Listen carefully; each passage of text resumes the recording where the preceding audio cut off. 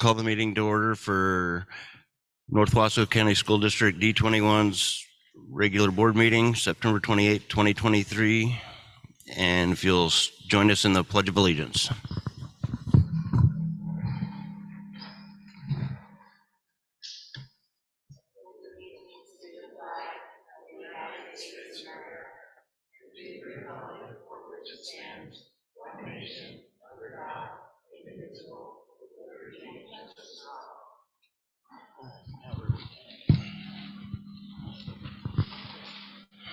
Oh, my mess. Okay, first we have the review and revision of the agenda. Anyone have any changes or comments? Nope. Okay, with none, then we'll move on to the district mission, vision, and value statements. Joel, you want to read those?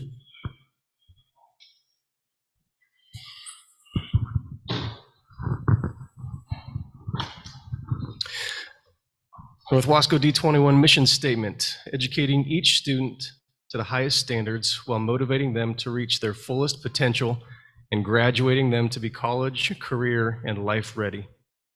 Our vision statement: our schools are a place where children belong. Each student is known by name, strength, and need, and provided the education and opportunities to achieve success. Our values: striving for equity, inclusion, and belonging, celebrating diversity, engaging the community, supporting the whole child, promoting and achieving academic excellence. Thank you. Now we have student and staff recognition. Dr. Bernal? Yes, thank you. It's my pleasure. I'm going to invite Teresa Peters up. She's going to talk a little bit about this special award that I was honored to be a part of earlier this week.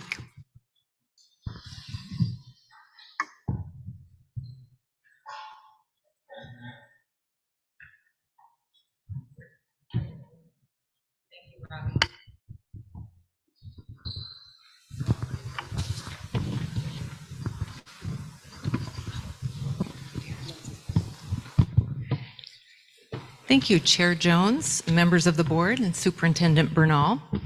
And thank you for having me here to talk just a little bit about the Regional Teacher of the Year program.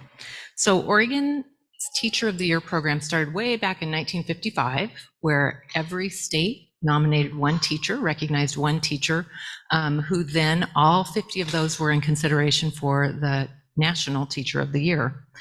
In 2018 and 2019, Oregon went to to expand the program to be able to celebrate more teachers. And so they went to recognizing one exemplary educator within each of the 19 ESD regions across the state. And it's a partnership between the Oregon Department of Ed and the Oregon Lottery. Candidates should be exceptionally dedicated, knowledgeable, and skilled public educators. There's a process for this, and the process starts with a nomination. And anyone can nominate a teacher for consideration for Regional Teacher of the Year. We receive the nominations at the state level, and then nominees are notified and they submit an application. And I'd like to recognize Haley Elliott, who is the teacher mentor with Columbia Gorge ESD, who facilitated the process at our regional level here locally. She did an excellent job. And we had a number of incredible educators within our region who submitted applications and who were nominated. But one applicant rose to the top. And this individual was nominated not once, but twice, once by a parent and then also by a colleague. So this individual was initially hired on a temporary contract back in 2017 as a first grade teacher at Dry Hollow Elementary, and he moved into a fifth grade position the following year, and he's been there ever since.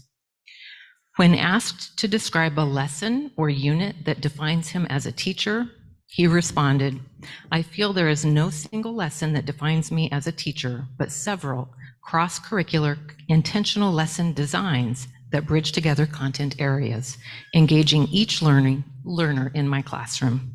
I believe that when students can see, model, or make what they are learning, that it supports their overall academic success. So I'm very pleased to present to you our Regional Teacher of the Year, Mr. Wesley Mitchell.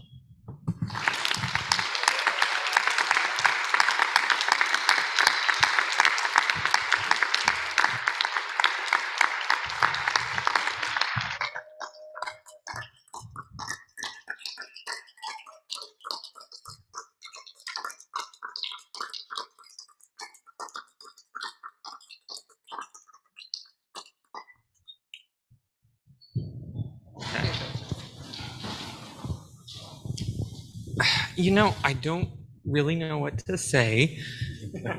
I've had complete strangers say the nicest things about me, and I'm like, I don't even know you yet, but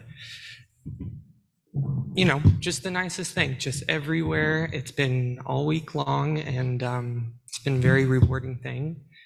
But I work hard, but I have lots of people to thank for it, like Teresa and Courtney and my team members, and it's a joint effort. So I really appreciate it, and next time we'll smile. I was big ball of nerves right there, so I'm not used to all of this, so I appreciate it. Okay, thank you.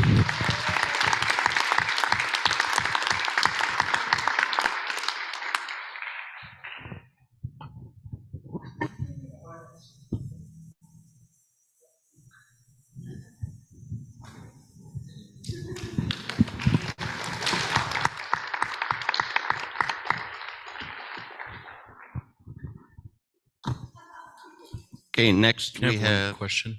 oh, go ahead. Just Ms. Peters, am I correct? And so first of all, Mr. Mitchell, congratulations. It's a huge honor. I think one of the things we always brag about as board members is the exceptional educators that we have, and you're an exemplary example of that. But Ms. Peters, I did want to clarify, it's not over for Mr. Mitchell, right? He has the opportunity to potentially be the Oregon Educator of the Year. Is that correct?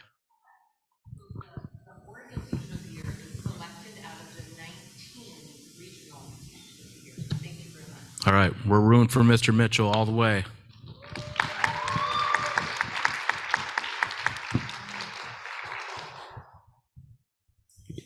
Next, we have the High Five Friday staff recognition, Stephanie Bone.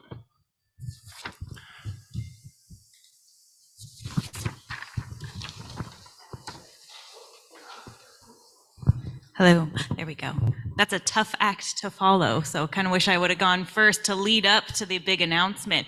But I just wanted to mention that we are doing High Five Fridays again this year, and as a reminder, that is our staff recognition, where us from the district office get a chance to go into the schools on a Friday and give a high five and a free coffee drink to some lucky winners.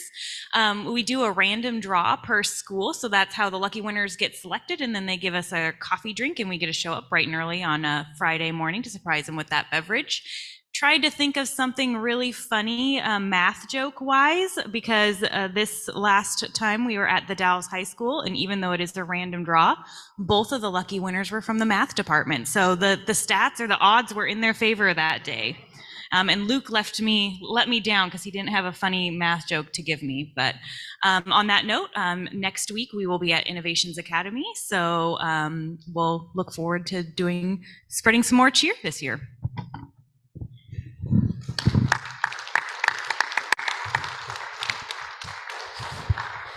All right, thank you, Steph. Next, we have the student representative to the board report with Representative Blaylock and Guzman.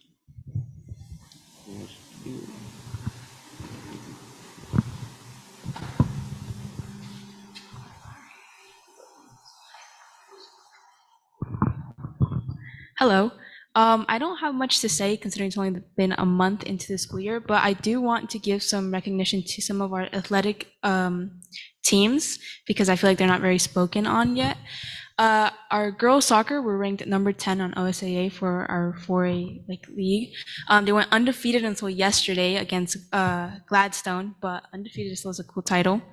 Volleyball is ranked at number 11, and our boys soccer before yesterday was ranked at number 3 for 4A until a 0-0 tie yesterday, which they played amazing in. Academically wise, since it's college season for a lot of seniors and juniors, if you start thinking about it, the high school is hosting college informational visits from major schools nearby, such as Gonzaga, U of O, PSU, OSU, Linfield, and many more. Open to all of the grades. I think it's a great opportunity to have for your school to host these type of events to kind of get you on the road and giving you an idea of what to expect or what to look for in colleges. But yeah, that's all I have to say for September so far. I think these are some small things to talk about.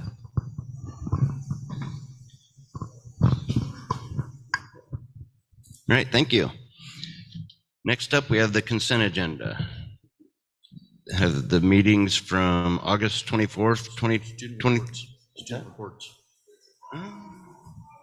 Yep, the student representative report, sorry.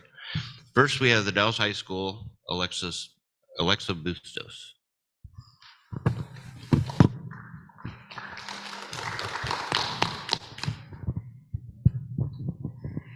Hello, my name is Alexa Bustos, and I am a junior at the Dallas High School. I am the current ASB Communications Officer as well as Spirit Leader at TDHS. So far, we've had a great start to the school year. Our sports teams have been doing awesome, and we are super excited for homecoming week, which is next week. Yamari touched on sports, so I'm going to skip to homecoming week. So next week is our homecoming week. Our theme this year is Into the Cosmos. Here's a little bit of what our week will look like. So Monday is star day for our dress up day. So however students interpret that. And then after school, there will be a door decorating contest taking place. Tuesday is anything but a backpack at school. And then Powder Puff, girls versus girls football is taking place that night. Wednesday's dress up theme is on Wednesdays we wear pink, and we will be having a Tough Puff tournament, boys versus boys volleyball, following our girls volleyball game. Thursday is class color day, and our annual class music video competition will also be taking place that day. And then finally on Friday, our dress up theme is Spirit Day. So everyone will be rocking our hawk gear. And then we will be having a field day on Amaton as well as the noise parade around town. So we're bringing that back. And then that night we will be having a color war as well as tailgating before the football game. And then to end the theme or the week, we're going to be having our homecoming dance here at the middle school. That's all I have for you guys. Thank you and have a great night.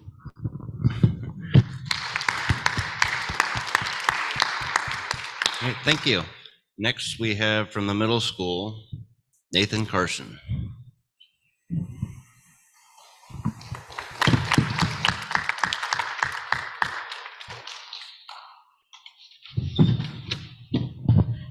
Good evening. Good evening, everyone. My name is Nathan Corson. I'm this year's ASB president for the middle school. ASB has been very busy planning fun events at the middle school. On September 19th, we had a special assembly with 2 professional BMX riders. The performance includes 40 minutes of thrilling BMX action with 5 motivational messages: staying drug-free, setting big goals, working hard, and respecting others, and staying in school. We want to give a special shout out to Miss Little for organizing this assembly. Later that night, we invited families to TDMS for back to school night. Families heard a presentation about social media from Youth Think and then went through a mini schedule of their students' classes. On Tuesday, we had our first PEP assembly of the year. A highlight was honoring our fall athletes with pom-pom tunnels for them to run through. Everyone loved when the cheerleaders performed a dance and then threw spirit gear into the bleachers. We also had 3 students and 1 teacher eat donuts that were tied to a stick. Many students enjoyed the game, and it was a great start to the year. 8th grade earned the most spirit points and 1 Otter Pops as a reward. We are excited to be welcoming 2 class officers from each grade level to join our ASB team in October. As of today, we have 47 applications. They will be a big help in planning assemblies and dances. Speaking of dances, we just confirmed the date for our fall harvest dance and are starting to plan for the big event. Save the date, it will be Friday, October 27th. Thank you so much for supporting our school. Go Wildcats.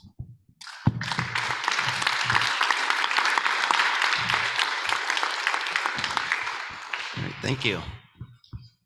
Next up, we have Chenoweth Elementary School, Paola Ornelas.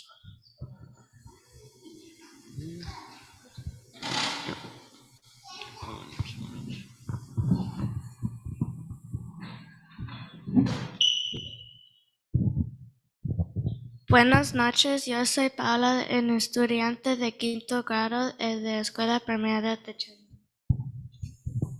Good evening, I am Camila, and 5th grade student at Chenoweth Elementary School. Queremos compartir el arte que hacemos en CES.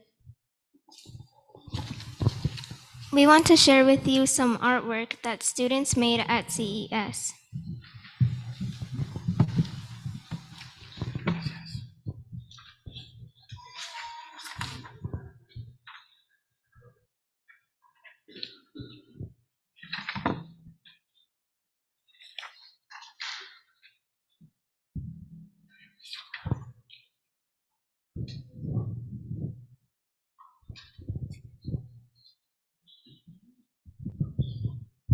Estamos emocionados porque el club de ASB va a esperar la semana próxima.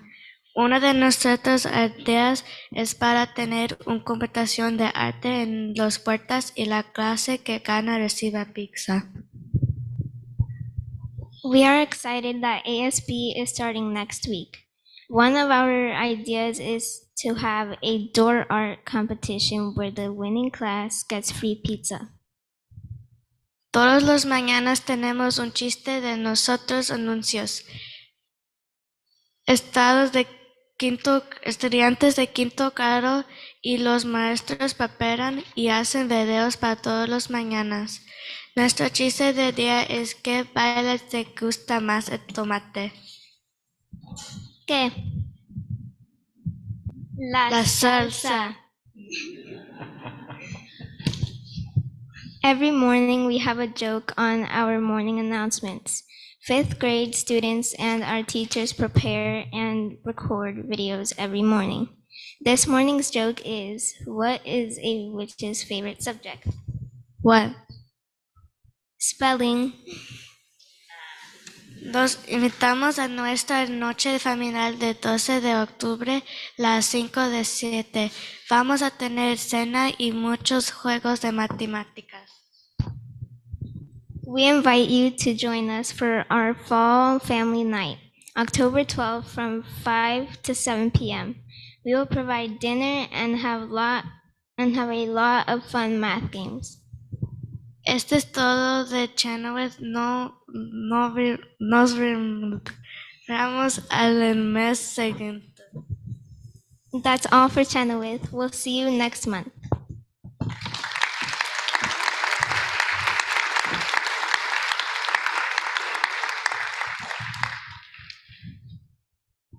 Okay, next up, we have Dry Hollow Elementary School, Lydia Leducer and Jackson Timmer.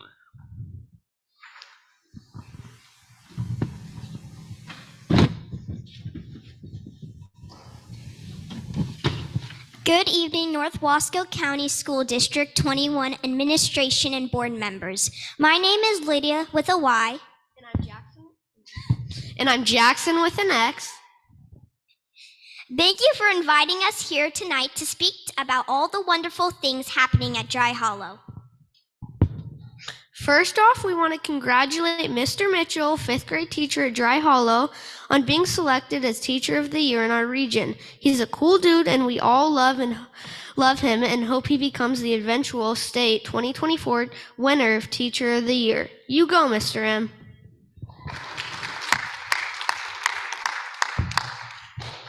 We'd like to personally invite you all of you to come visit our schools as much as you can this year. It was nice to see Mrs. Bernal, Miss Brennan, and Mr. Toole at our school on Monday. We haven't seen any board members yet. I'm sure we'll see all of you very soon, right? Our school started off very hot. By that, I mean our rooms were stuffy and very warm by the end of each day. But it looks like the worst is over, and even with the heat, we managed to learn something. Mrs. Lloyd and Mrs. Rossmiller have been busy trying to get everything to run as smoothly as possible at Dry Hollow. Things seem to be going very well. Our school had its first assembly where Mrs. Lloyd talked to us about cooperation. Several students will receive recognition awards for showing great cooperation in their class at our next assembly. October's word of the month is going to be honesty. Kinder conferences are coming up. They are the first week of October. Those kindergartners are cute little boogers. Every 2 weeks, some 5th grade classes are buddy reading with them. The PTA is planning a big fundraiser for October. We'll have an assembly to kick off the fundraiser. President Stocks is doing an outstanding job getting things organized for our fundraiser. Would any of you like to buy something from me? I'll make you a deal. Speaking of PTA, teachers are getting $300 each from the PTA to buy supplies or whatever they need for the classrooms. The staff really appreciate this. It is nice to have parents that support our PTA. Kids are definitely at the heart of our PTA.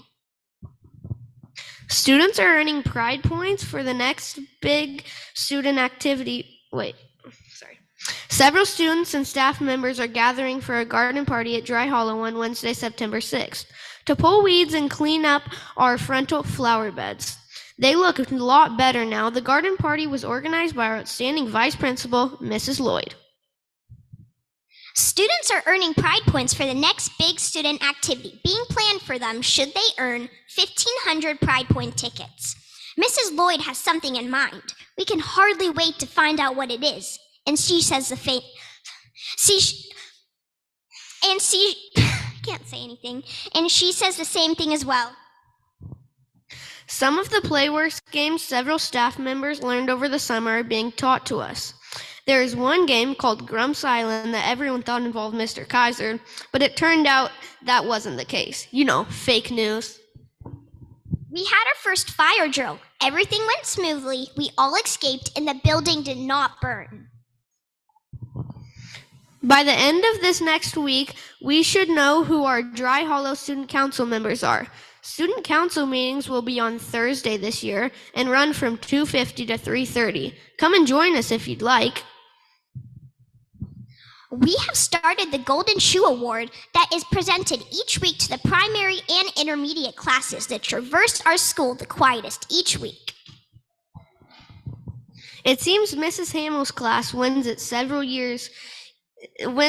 times each year. They were the first week winner this year. Nice job, Mrs. Hamill's class. Thanks to the elementary PE teachers, we had a district cross-country meet last Tuesday. Colonel Wright took home the trophy for having the most runners at the meet. Mrs. Tennyson shed a few tears, but she finally congratulated Mr. Conklin without punching him or having a fight break out between them. Each Friday on the news, we have a trivia contest. Winners get $1 million and a new car, if they have the correct answer. Well, unfortunately, our budget doesn't allow for such prizes, so it's usually a toy and our food or something like that. The question asked was, what dinosaur has 15 horns? Do you know the answer? It was a Cosmoceratops. I know the answer because I Googled it. Thank goodness for Google. Do you know much about AI? A couple of the teachers in our district attended a virtual seminar to learn about it. Does our district have any policies about AI? We learned the state just developed a policy. Did you know you can ask GPT Chat to write a 250-word report on, say, the Nez Perce Indians and make a couple of spelling and grammar errors in it? And within 10 seconds, you'll have the report. If you ask it again for the same report, within 10 seconds, it will have another one written for you that is completely different than the first one. I bet you wish this would have been available for you in school. Well, what do you say, Jax? That just about wraps it up. Yep.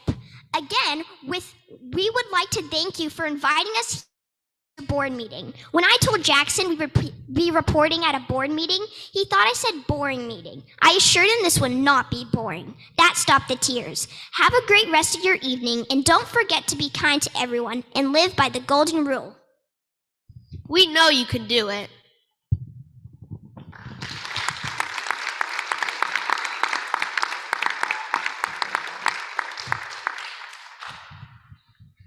Okay, next we have Colonel Wright with Faith Miramontes.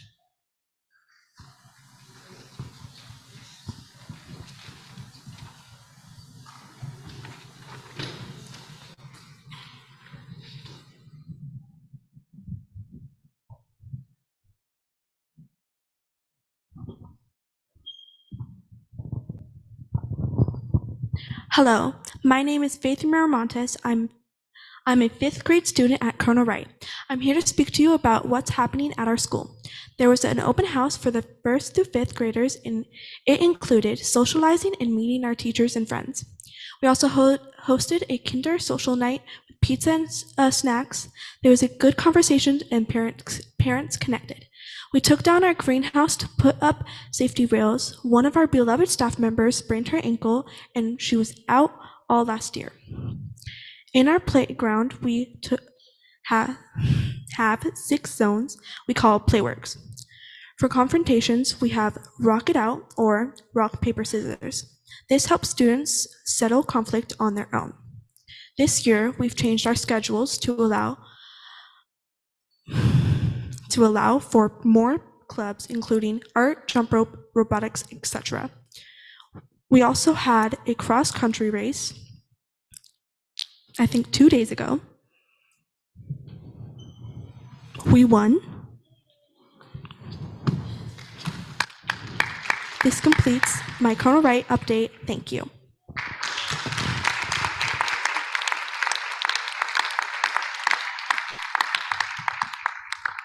Great, thank you. Now we have the consent agenda. School board meeting minutes from the August 24th, 2023, regular board meeting, August 28th, 2023, special board meeting with executive session, and September 15th, 2023, board leadership team retreat. Any comments, corrections? I just had one just clarification on the minutes for September 15th, the board leadership retreat. At the end of page 1, it said that we defined the goals, the next step to successfully complete them. I thought we would still needed to finalize that, or did I misunderstand?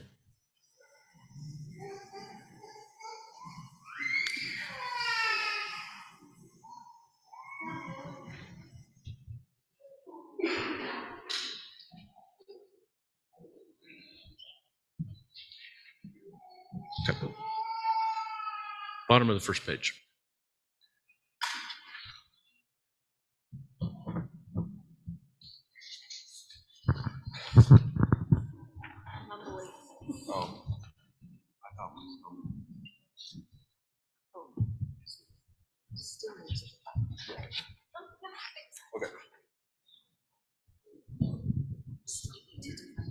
Yeah, I think our next step was we were going to schedule another work session together, myself and the board, to then define the goals.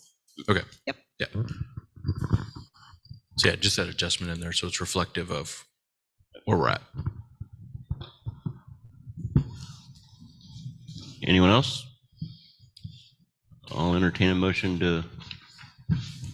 I'll move to approve the consent agenda as presented, plus the taking into account the modification that we made there. Get a second? Second. All right. Motion made by Director Nelson, seconded by Director Aparicio. All in favor, say aye. Aye. All opposed, say nay. Motion passes.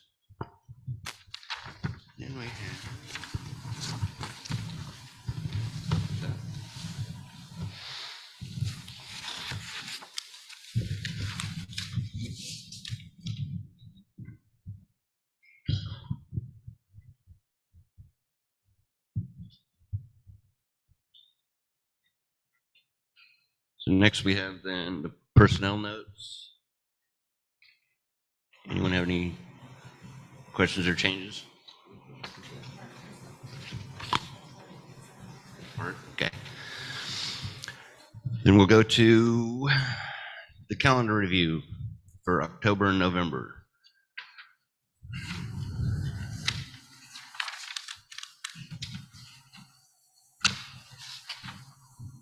Got any comments on that?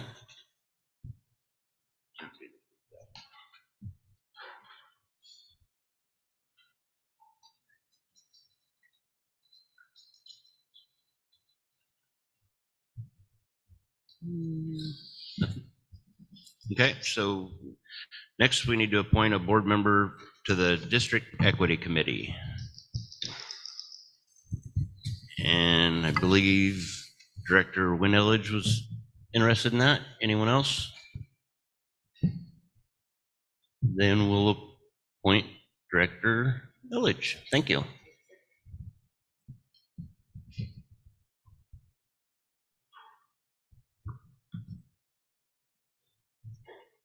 So next we have the school board subcommittee reports.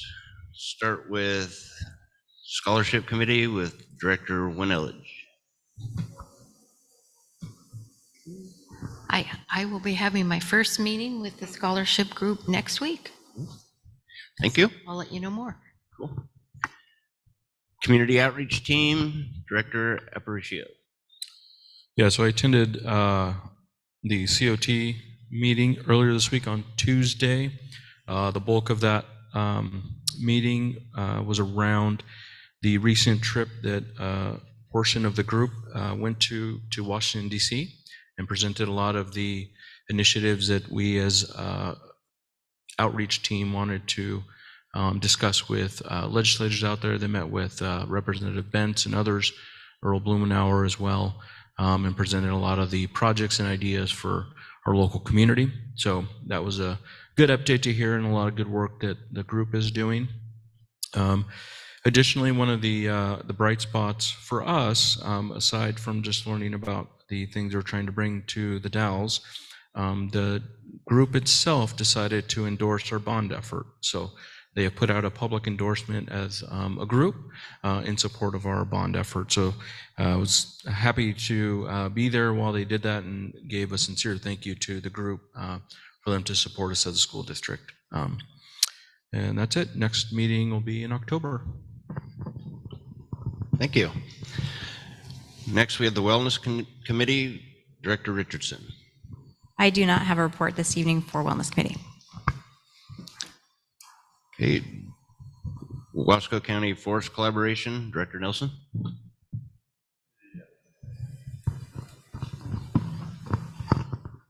Yeah, we had a meeting last month, and pretty soon we're going to have a meeting this month in a few days. But it's over the same issue, which is that the environmental group, Wild, it's the group Wild. They've been in our collaborative for years, along with Bark and other years. We've been together for 7 or 8 years, I think, as a collaborative. And this is the first time that one of our members in the collaborative that sits in the collaborative has filed a suit on a management plan for the Forest Service. So they're suing the Forest Service. The whole collaborative was formed in order to prevent those suits. So this is our first one that we didn't have consensus all the way around.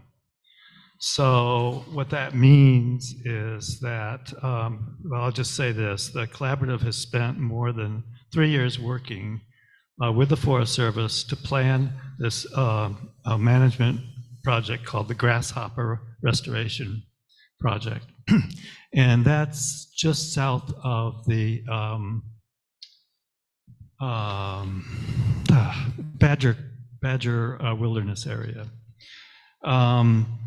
And it takes into consideration an area which is a transition area of forest from the more wet conifers, and to the dry ponderosa oak, white oak, savanna kind of forest. So it's a complicated area to manage for restoring these areas. And so there are certain elements in that plan that bothered wild. And so that we are where we are. The AFRC, which is the American Forest Resources Council, has offered to engage with the steering committee, which I'm on, at their next meeting. And we'll be looking at the suit and trying to decide how we're going to engage, if we're going to engage, and if we have any questions about what is said in that suit, this is the time to find answers. So that's pretty much the complexity of where we're at on the Forest Collaborative. That finishes my report. Thank you. Next, we have OSBA Legislative Policy Committee with Director Richardson. Thank you. Yeah, the LPC has been wrapped up in the road show, which most of the board participated in this last week. Thank you for attending that. Largely, we talked about several bills that have been passed in the last long session that are quite challenging for districts, both big and small. We also discussed the hope of a rural caucus being formed through the OSBA board this fall, which would be really exciting for us because that can help us with some scholarship for board development as well. Thank you. Thank you. Next, we have D21 Education Foundation, Director Nelson. Okay, so the news that is most important on that is that the raffle ticket for the Toyota Corolla with what is it? The Toyota company has a name, but it's oh well. Anyway, that one. Oh yeah, Kamya Gorge Toyota. Yeah. So altogether, there were $66,000 worth of tickets sold. And so that money goes to all the clubs, the teams, all the activities that sold those tickets. So for every ticket sold, $1 goes to support the paperwork and the processing and all the work that's behind making those tickets. And the $9 of those $10 tickets go to the activities, the groups that sold that. So some of the top earners were in our district were the Dallas High School girls soccer team, sold 251 tickets, and Colonel Wright Elementary's music program sold 129. The other thing that is happening with the Ed Foundation is right now the Sister Cities kids are here from Japan. They arrived here on October 25th and they'll be departing on October 30th. But while they're here, we had 16 junior high school students and 5 high school students. And so they've made, I think, their rounds at those schools and so forth and toured them. They all met at the Civic Center and then they're going to have a kind of a departing party and all of that kind of. So that really completes the most important stuff, I think, in the D21 Ed Foundation. Great, thank you. Next, staff reports, and I don't believe they have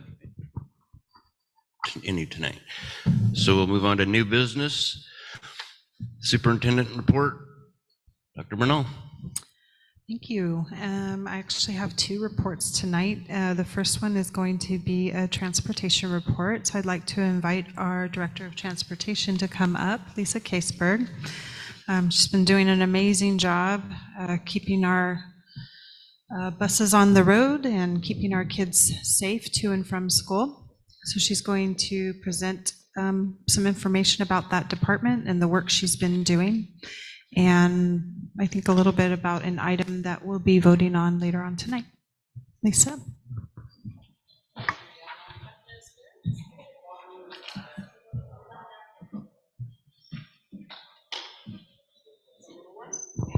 Got it. Good evening. I am here. I wasn't able to come last year, so I appreciate the fact that I'm able to come this year and talk about our transportation department. We have a lot of wonderful things happening, doing a lot of good work. I've put together a PowerPoint just to give you some highlights of what we're doing, and I also sent a packet out to all the board members. I know it was quite lengthy, so I hope you had an opportunity to read through it. Go ahead. So in our department, I'm going to break it down. First of all, I don't know if you've had an opportunity to print out the PowerPoint actually and look at it, but as you know, we have the Sherman County contract. We're providing all the transportation for Sherman County and Wasco County, North Wasco County. So I broke down the slides into what we're doing at each location because, to be honest with you, I wanted to highlight both locations. We are working as a team. Anytime we can't cover something here, just yesterday I had a Sherman County driver doing one of our trips to Sisters, Oregon. We had a total of 4 trips out yesterday. So we covered all Sherman County routes, we covered all D21 routes, and we had 4 trips out. So working a lot. So we have, at our location here in the Dalles, we have 21 buses total, 2 district vans. Those are the Honda Odyssey vans that we've had for a while. We have 24 on staff here at our location. We have 4 special needs drivers, 4 special needs aides that accompany our sped routes. We find them invaluable. We have 2 full-time mechanics on staff. We also, in the Dalles, we are running 18 home-to-school routes. 3 of those are special needs routes. We did add a special needs route. We found the need. Amy and Kara and I met last year, right before the end of the school year, and could see, coming into this next year that we would need to put an additional route on. So we are running 3 sped routes right now. They are very busy, and we have the 18 home to school routes that we run morning and afternoon and everything in between. So we do, on top of all the special needs routes and our home to school routes, we do the college runs for the high school. We also do several preschools and lots of extra middle of the day things also.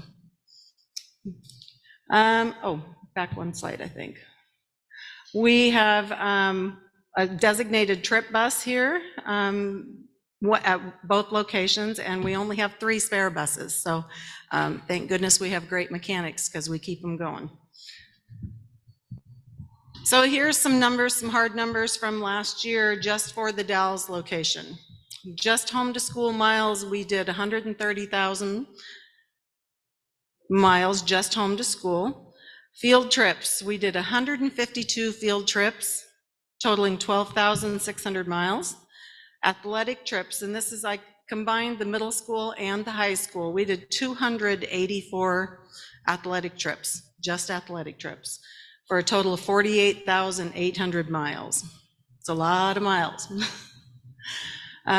We also, as when I met with you a couple years ago, we do some work for our neighboring districts. If we have the capability to help out our neighboring districts, we always take that opportunity to, D21 and Sherman comes first, but I don't have a problem helping out neighboring districts, and they do call. So we do help them out when we can, and that is the miles that we build out over and above everything that we covered for us. We build out 8,093 miles. I want to point out that in your packet, I had given you an accounts receivable total. Those miles are in there, but that's not a total of the miles. Okay, next slide. So Sherman County location, we have a total of 6 buses out there. I do have a bus that I keep out there for a spare. We have a 14-passenger bus, which is called a Type 20. We did purchase that new this last year when we got that contract. That is a bus that our coaches here at D21 are using quite often. We did license a couple of our coaches here, and Billy and I have talked several times. We'd like to have one coach from each sport have their Type 20 license.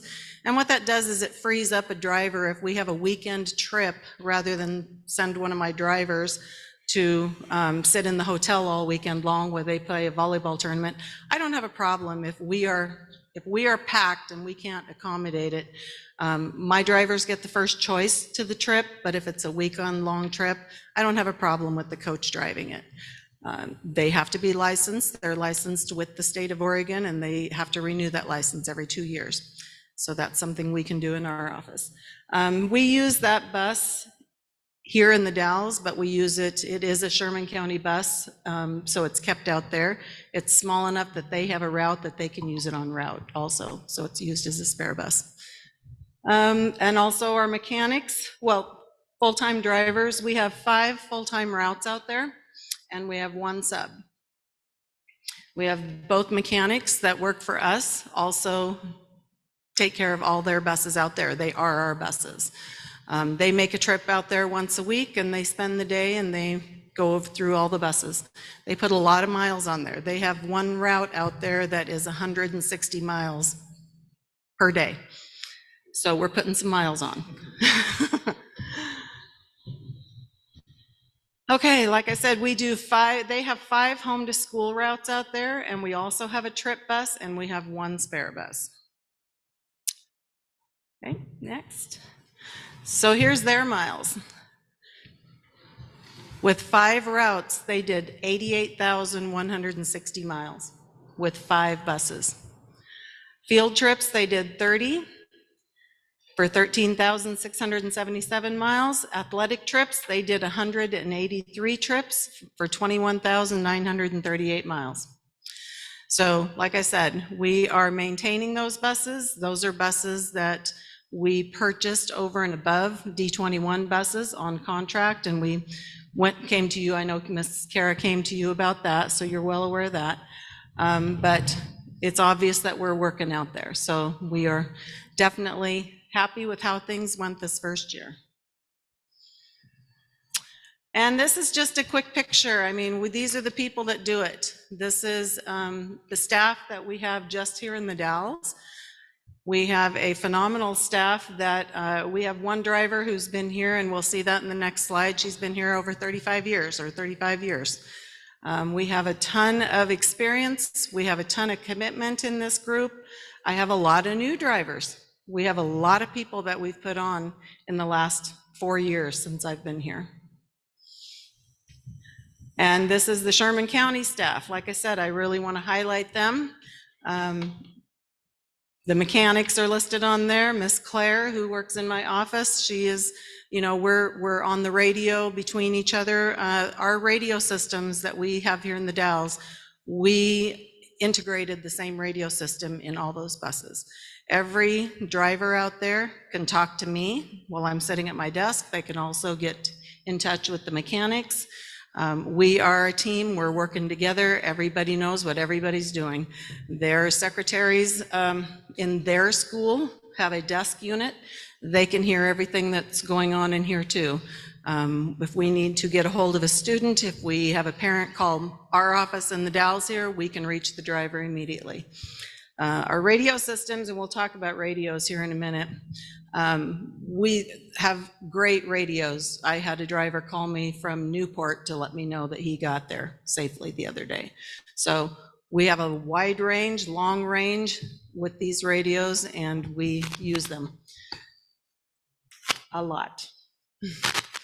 So here's just, you know, at a glance, like I said, one of our drivers has been here for 35 years. We have 27 licensed bus drivers. So you're going to see these numbers kind of overlap because my mechanics are also licensed bus drivers. I'm a licensed bus driver. Audrey and I are driver trainers, both of us. So we have a lot of dual purpose, wear lots of hats, and I think that's what you need to do. I have a full-time secretary, well, part-time secretary. She's facilities half the time and transportation half the time. I did put on an office assistant this year because we just had so much paperwork and billing, as you can see, that I needed some help in the office there.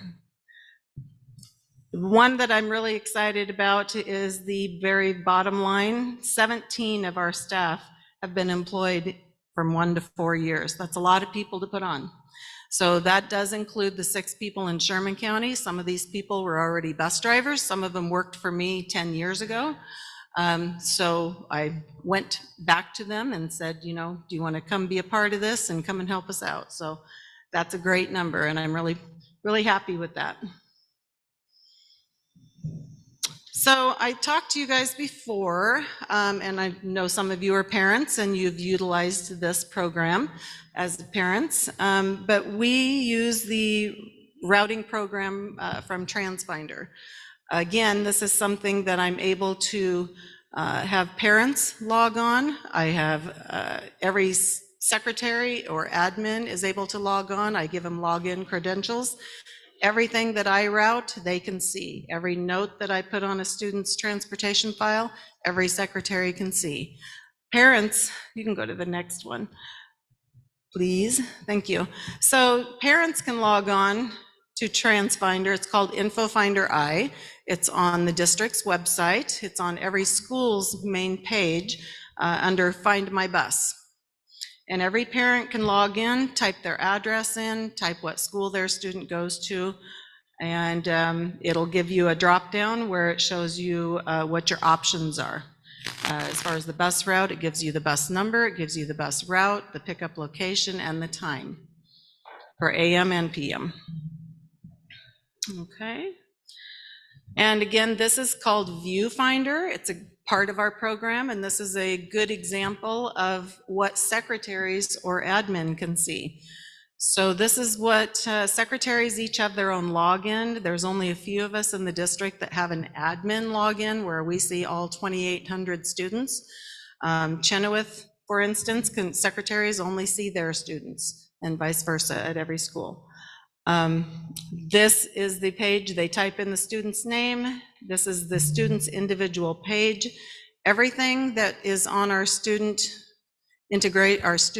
program that the district uses, Power Schools, is transferred over to our routing program. So any notes, as you can see the note, I can't read it from here, but I think the note in the yellow, oh, there you go, thank you. Student route, I can make any kind of note. Student has, you know, sibling to walk home with. Student is being picked up by grandma every Tuesday, Thursday. It can get very, very specific. So like I said, every secretary can see this. Okay. And this is on the top right-hand side. I wanted to specifically talk about this. These are all of the programs and schools that we are servicing. I did forget Larkspur on there. I put Watonka, but I didn't put Larkspur on there specifically. We're not just serving D21 schools. We're servicing all of these schools, but the biggest thing I wanted you to look at was the dismissal times. We are really moving. We have a dismissal. The first dismissal time is at 2:40 for all of our elementary schools. Between 2:40 and 3 o'clock, by 3:10, we have every high schooler off campus that are transporting. So that's a lot of students. We've already been to every elementary school, we've been to the middle school, and we've been to the high school. So, you know, that's a lot of buses moving through all those schools, moving across town, as, you know, quickly and safely and efficiently as we can. We call it, quite frankly, they've called it for years the dance, because as you know, at the high school, we can only park 3 buses at a time there. So it's quite a dance to get them between every elementary school, the middle school, and half of them are at the high school, half of them are at the middle school. So we work really hard at that. Students transported, went off the first 3 weeks. We do, and part of the routing program is we are still, and this stemmed actually from COVID, doing attendance rosters and doing student tracking. When COVID was over, when COVID, requirements were over, we talked to our staff, and actually they liked the attendance at the end of the day, students going home. So they have once a week, every Monday, I print up an attendance roster for every single route with every single student that's routed. We have had some issues with, if a parent changes their phone number, then it automatically falls off by system and I have to reroute them. That's just a glitch in the program between our power schools and this program. But so I try and catch that every week. But it gives me hard numbers on how many students we're actually transporting.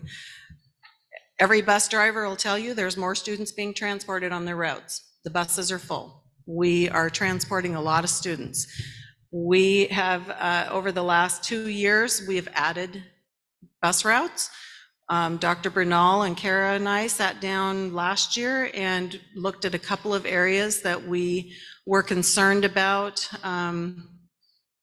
heading out towards Foley Lakes. I know that's been a high traffic area, all those kids on the road out there, 10th Street, walking from Watonka. We actually added routes in that area, and we're now busing all kids from Foley Lakes, trying to get those kids off that hazardous road right there. But having said that, I have one route that I'm going to say has 72 kids on it, but that's not 72 kids at the same time. So what I'm saying is we are picking up in the afternoons, we're picking up elementary. She takes the kids out to the Foley Lakes area, and in that area, Murray's Addition, drops off and then goes to the middle school, high school. So don't think there's 72 on there at the same time.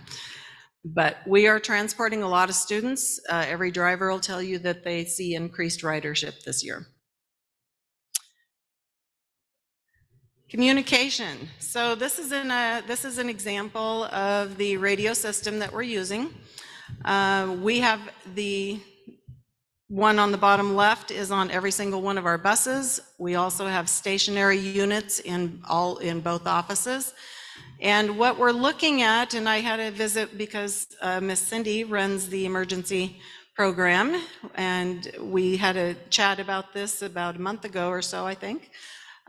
We currently have one channel available to us. So like I said, we can hear everything that Sherman County's doing, they can hear everything we're doing. What I would like to add, and what I'm looking into and we're pricing, is adding additional channels to the same system that we already have. And I've always kind of felt like we did a lot of emergency preparedness this last year, where we actually took buses and did mock evacuations and what that would look like and practiced it. What I would like to do is fill the hole in communication.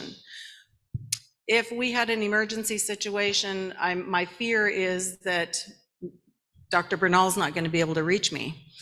Cell phones down, landlines are down, very real possibility, it happens. So with our radios, and actually Kurt and I have talked about this before too, with our radios, we can add more channels and give us the availability to put a desktop at my office or Cindy's office, or Cindy's office, where we can actually reach out to individual buses. If we have a report that we have an emergency on an individual bus, I can, rather than all of Sherman County and all of Wasco County hear us, I can reach out to individual buses and speak clearly to them. Every radio has a screen. We can text a message to them. It can be, an emergency signal or something along that line. So we're looking into that.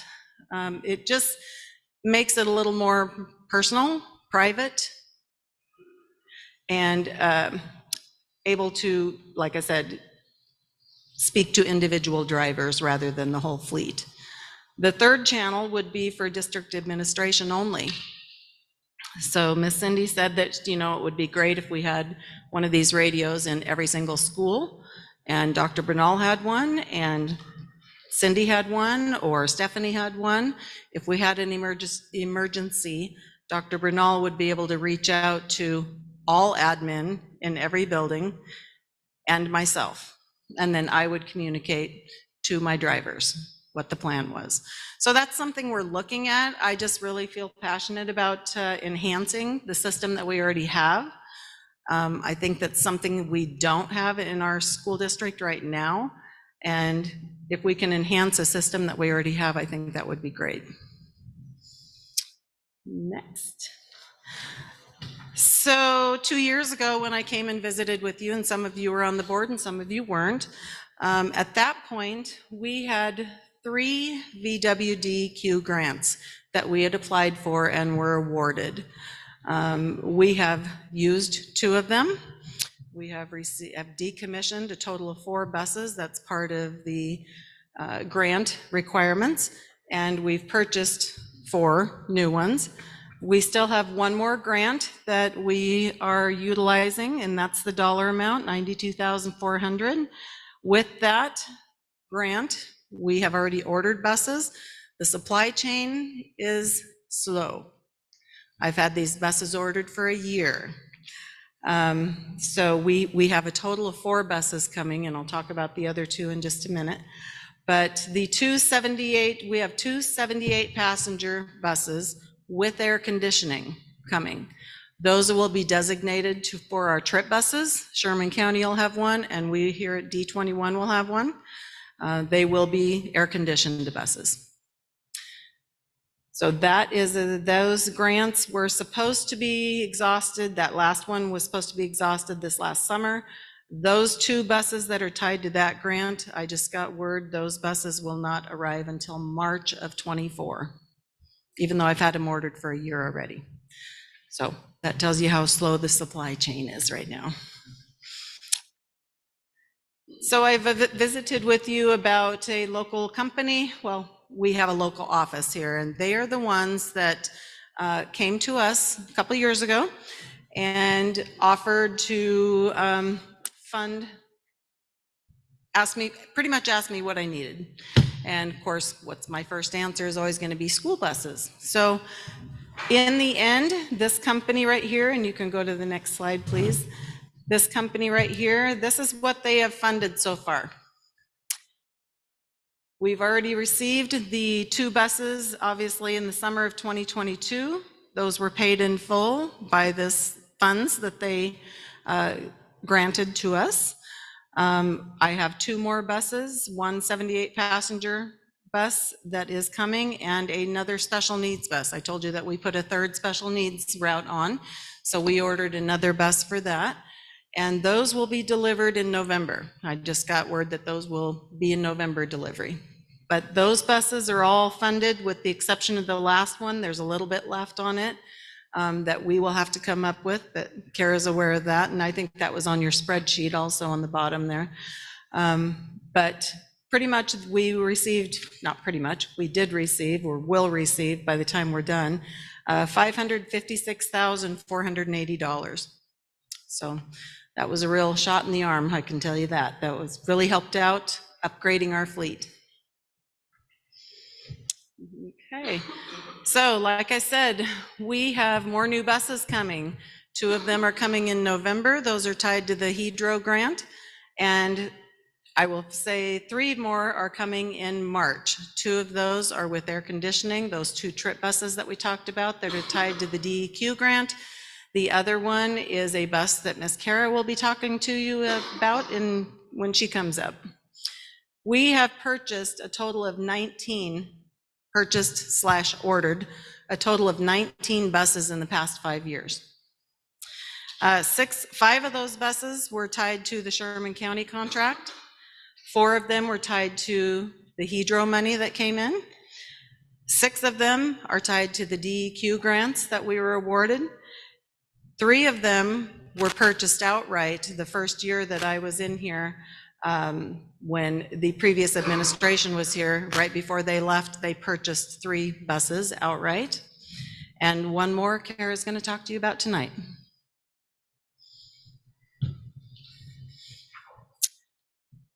So something that was really tied to the House Bill 2007, which is the clean truck bill, DEQ clean truck bill.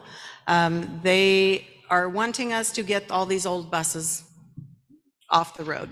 So when I first came in, and I can't see that, when I first came in, the average age of the buses, can you go down just a little bit?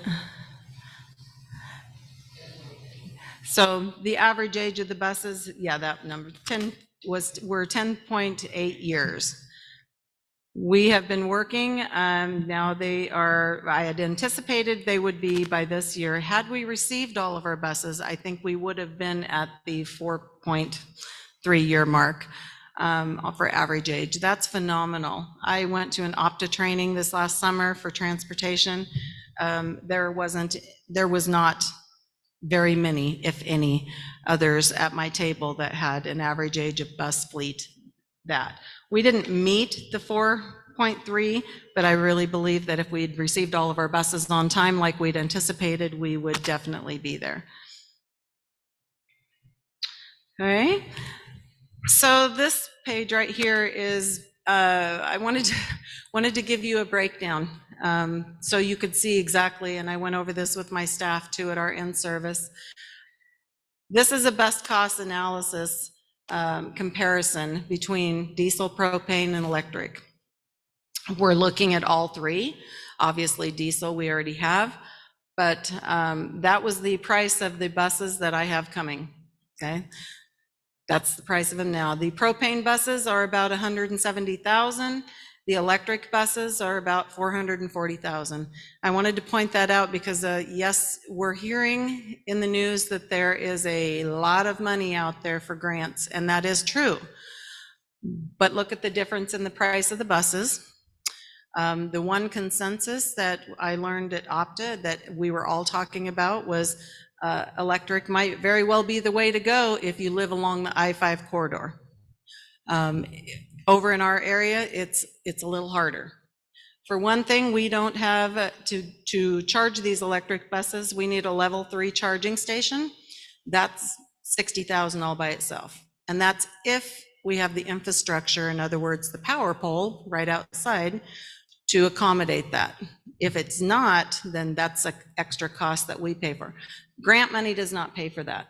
That would be right out of our pocket. Typically, grant money on any of these buses is about 30% of the cost. So still a lot of money out of pocket. What Kara and I have found is that although the grant money is out there, typically if you're awarded the grant money, I think this last funds came 6-9 months later. That's money that we're going to have to put up front. We will have to come up with that money, and 6 to 9 months later, we will receive the grant money. And again, it's only 30% typically. And next slide. That it? Okay. So if you want it, I sent you the packet, but that had a lot of information in it. Talking about first of all, the first page was essentially a report card. Wanted to let you know what our customer in Sherman County thought. I also wanted you to see what we generated, what we did in our department. That everything there on that page is over and above what we did for D21. So, you know, I also gave you some information on the different buses that we're looking at. I sent the mechanics down to Western Bus. They put on a seminar or a clinic, I guess it would be, on the propane buses. That's something that we're definitely looking at. Another thing about the electric buses that we've learned is we buy Bluebird buses. The dealership is in Boring, Oregon, Western Bus Sales. They don't have a mechanic that can work on an electric bus. So we would have to send in, if we purchased an electric bus, none of our mechanics can work on them. Western Bus might have one by now, but they didn't. We would have to send them to Portland to get worked on. So that was a big hurdle also. We're looking at the propane. We feel like for our area, that might be the green way that we want to go. It seems more efficient for our fleet. So that's a consensus so far, but we're looking. I did apply for a grant, but because we've been given 3 years worth of grants already, kind of low on the list, I think, to receive any more grants in the near future. But I did apply for green grants. So yeah, so that's really all I have. Do you have any questions? I've got a couple. Okay. One is, are there grants for your idea of increasing the radio transmission devices so that you can communicate with, all those partners that you were talking about? I'm just curious. There's grants out there for everything, yes. Okay. Yes. And the other thing is, I didn't know that Petersburg School was operating at any capacity, and we're sending a bus there every day. We send a bus out there in the morning, transporting students there, preschoolers there, and then we go and pick them up at 3:15. Wow, and is that the only school function, or is there other functions there? I don't know what else is functioning there, but that's the one yeah. that Yes. we're involved. Yeah. Thank you. Yeah, you're welcome. Lisa, when it comes to the difference between, is there much of a difference mechanics-wise between the propane and the diesel we currently have? Is there going to be extra training involved for your mechanics, or is that a pretty easy transition? I think it would be an easier transition than the electric. Okay. Yes, there would be an easier transition, and they, like I said, they went down to that clinic and they talked about, some issues that they've had with propane. You're going to have issues with each kind of bus, but I think that's something that's a less of a hurdle than the other option. Yeah. Thank you. I think in one of the pages too, I gave you a graph on how many propane buses and where they are, a map, quite frankly. And there's a lot of propane buses out there, a lot of bigger schools. I sat at Opta with the second in command for Bend Lapine, and they use a lot of propane buses out there, and they're very happy with them. So, any other questions? Not a question. I just want to congratulate you. That letter from Mr. Owens at Sherman County was super awesome to see. So thanks for sharing that. I think it speaks highly of just what you've been able to do with your staff. I mean, the longevity alone, 35 years for a singular person that isn't really heard of anymore, right? There's a lot of people that will not stay in one location like that. So I think that just speaks highly of how you're able to work with your staff. And like, I think you said it more than once about just how much of a team atmosphere it is, and you guys are all collaborative. And thanks for the comparison on the differences between the diesel, the propane, and the electric. And yeah, it seemed like we're maybe just too far removed. Like the other thing I saw was a temperature range had to be specific in terms of the EV scenario. And I'm like, well, we are both below the low and above the high. Right. And having said that, one of the issues too was the more you run the heater, the less battery capability you have. The more you run the air conditioner, the less capability. And one of the mechanics, when they met at a clinic last year, other mechanics at other districts were saying they were finding that after a year, it was only charging at 70% capacity. And I'm not sure that's every bus, but that was just what the mechanics were thinking was happening. They're firsthand working on them, so. Anything else? All right, thank you. Oh, yeah. So I'm aware that Route 17 recently has an overflow of students. Will one of the new buses be accommodating for that in the Wetumpka area? Route 17. Yes. Going from the high school to Wetumpka. So that is a 78 passenger bus. We can haul 52 kids. We do have a bus that runs at 3 o'clock, and we have another one that runs at 3:30. Okay. And we actually have had people get on another bus if there's that much of an overflow.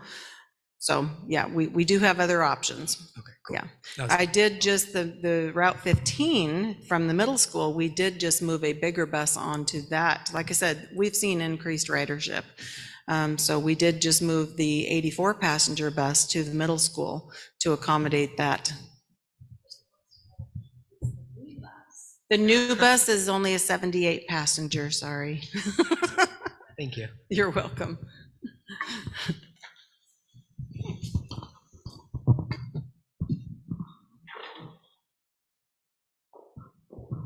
Thank you, Lisa.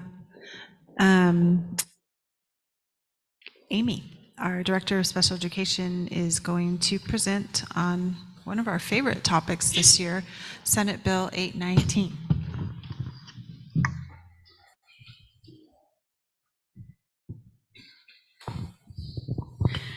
Okay, bear with me as I try to explain this law to you. In August, we went to a conference. I literally went through 10 hours of training to try to understand this law. I'm still working on making sure we understand it. It is still being interpreted by the Department of Justice. It is still being interpreted by Oregon Department of Education and by all of the attorneys in the state. Because of the way it is written, there are some parts that they contradict each other. There are some parts it is written when it mentions the word days, sometimes that is school days, sometimes that is calendar days, sometimes that is business days. There are a lot of convoluted pieces to this that we are working on figuring out. So I'm going to try to explain it in a way that you will understand without having to get into some of the minutia that we're dealing with, but I'm happy to answer any questions to the best of my ability. I will say that recently there was a ODE did a webinar on this, and the number of questions that came up that even they could not answer was significant. So that's how I'm prefacing all of this. So last year, there was a lawsuit a couple of years ago with the state of Oregon about abbreviating a student's day, of reducing the number of hours a student is in school based normally on their behavior, but not always. So this summer, or all of last year, we had to do paperwork around the abbreviated day. There was a law in place. The legislature last year went through, they changed that law and repealed one, and so put in what's referred to as Senate Bill 819, or SB 819 in this presentation, and implemented it. So it was signed into law on July 13th. It had to start being implemented 2 weeks later. So by July 27th, we had requirements that we were required to meet in order to get the law started. And it significantly changes the structure of how we are allowed to abbreviate a student's day. And it repeals the previous law, and there's new frameworks.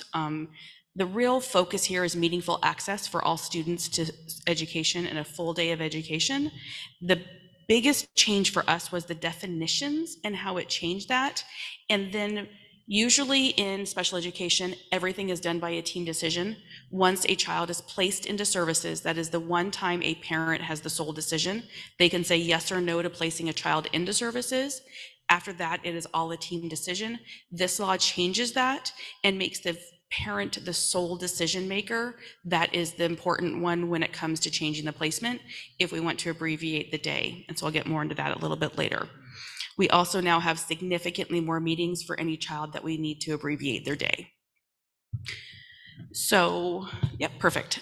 So the biggest change, normally when we talk about students with disabilities and we're looking at abbreviated day, we look at students who are placed into special education. In special education, there are 13 eligibility categories, very specific ways that you are then eligible for services. With Senate Bill 819, they both include special education as well as Section 504. So Section 504 students, though Section 504 encompasses any federal agency or any agency that gets federal funding. So colleges, universities, public buildings, those all fall under Section 504. And those are for students who have a medical condition that impacts their education or impacts their life in some way.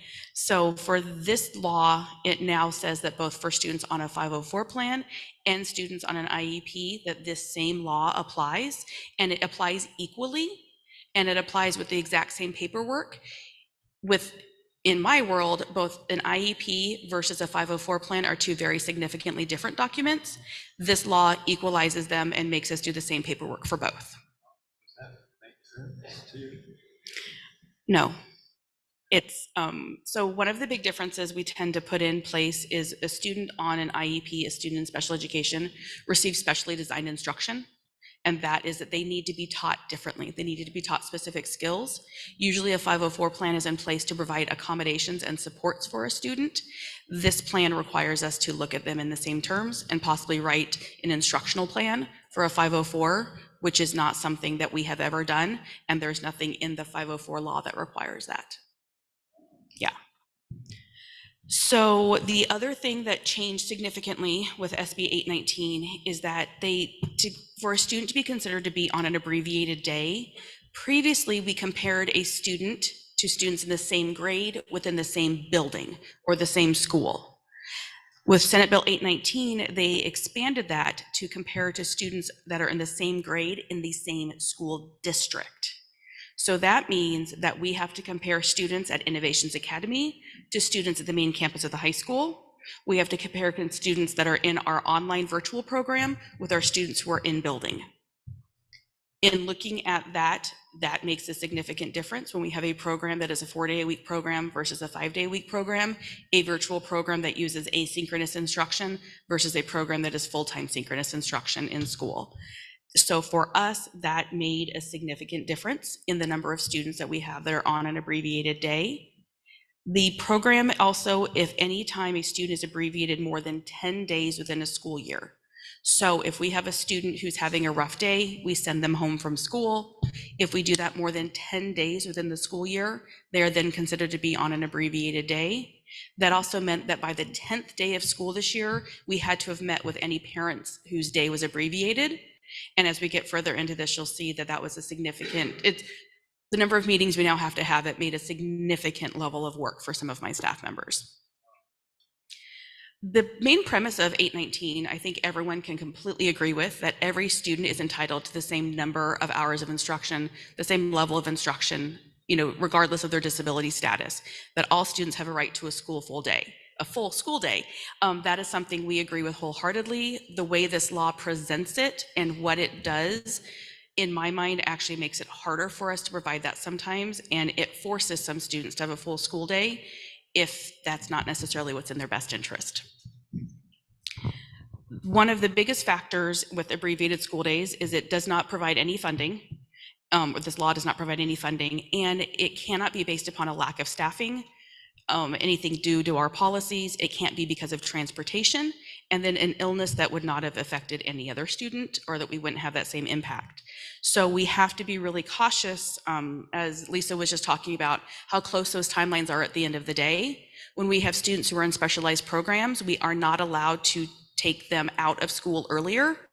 So sometimes that makes, it gets very challenging at the end of the school day when we have students with mobility issues, students who may have a hard time accessing transportation. We cannot get them out on a bus and out of the throng of kids getting out to the bus any earlier, because then we are violating this law. So it's something that we're having to be really cautious of and being really aware of how we are adjusting that. It also, because of staffing needs, regardless of whether or not we can hire the staff that we need, or if we have, for example, this year we had a student who needs a full-time nurse because of his medical needs, and we were really struggling to find that position. And if we could not have found that position, we could not have brought him to school full-time, and that lack of staffing would have violated this law, even though we are doing everything within our power to hire that person. Just because we could not find the right staff, that we may have been violating a law. So as I mentioned earlier, this requires a lot of meetings. What we have to do to begin with is we meet with the parent and we let them know that we are considering placing their child on an abbreviated school day plan. They have to agree to let us even have the conversation.